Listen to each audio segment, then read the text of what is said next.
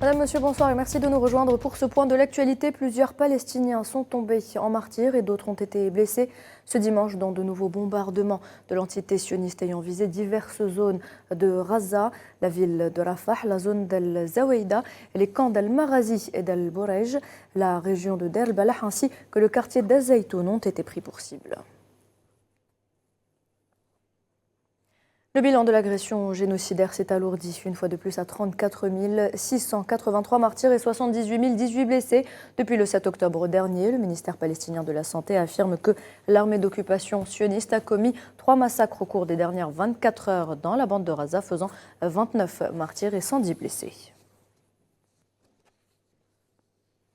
Dans le même dossier, l'Office de secours et des travaux des Nations Unies pour les réfugiés de Palestine met en garde contre les conséquences psychologiques que subissent les enfants de l'enclave palestinienne en raison de l'agression sioniste en cours. Dans un communiqué publié sur la plateforme X, l'Office explique que l'équipe de l'UNRWA travaille avec les enfants et adolescents pour atténuer l'impact des horreurs de la guerre et leur offre espoir et réconfort, le tout dans le but de protéger leur présent et leur avenir. L'UNRWA qui appelle une fois de plus à un cessez-le-feu immédiat à Raza.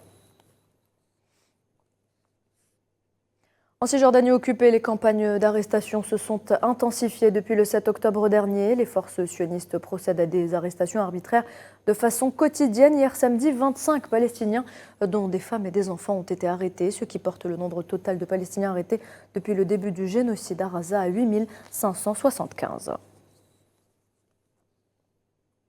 Par ailleurs, une grève générale s'est tenue ce dimanche dans le gouvernorat de Tulkarem, en deuil après l'assassinat hier de 5 Palestiniens dans la ville de Deir el-Ghussoun. Entreprises, écoles, maisons, magasins plutôt, mais aussi transports en commun. Le mouvement de grève a touché tous les secteurs.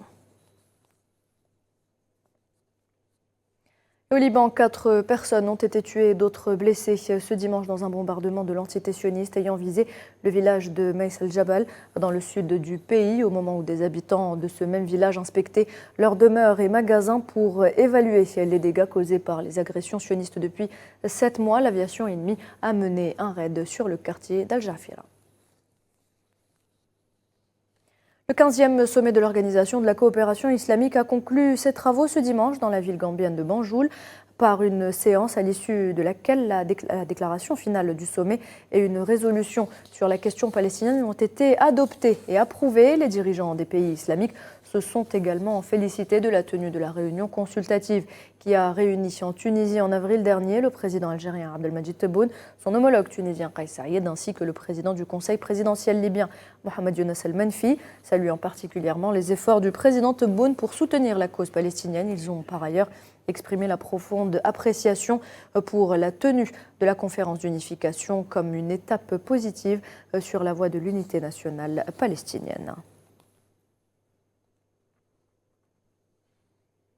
De son côté, le Premier ministre algérien Nadel Arbaoui a rencontré ce dimanche en marge des travaux du 15e sommet de l'OCI à Banjul le président de la Guinée-Bissau, Umaro Sissoko Embalo, qui l'a chargé de transmettre ses salutations au président Abdelmadjid Tebboune. Il a également réaffirmé la poursuite des efforts pour le renforcement des relations bilatérales entre les deux pays à la lumière des discussions importantes et fructueuses qui ont eu lieu lors de sa visite en Algérie en août 2022. Dans l'actualité également, ces propos du président de la République arabe sahraoui démocratique, Brahim Ghali, a affirmé lors d'une conférence de presse en marge du festival du film dans la wilaya d'Aousserd, dans les camps de réfugiés sahraouis, que le peuple sahraoui poursuivra sa lutte contre l'occupant marocain jusqu'à obtenir ses pleins droits à la liberté, l'indépendance et à la souveraineté. Brahim Ghali a par ailleurs ajouté que les Sahraouis sont en état de guerre jusqu'à ce qu'ils accèdent à la liberté. Et voilà, c'est la fin de ce point de l'actualité. Merci de l'avoir suivi. Je vous retrouve à 19 h pour le journal de la rédaction.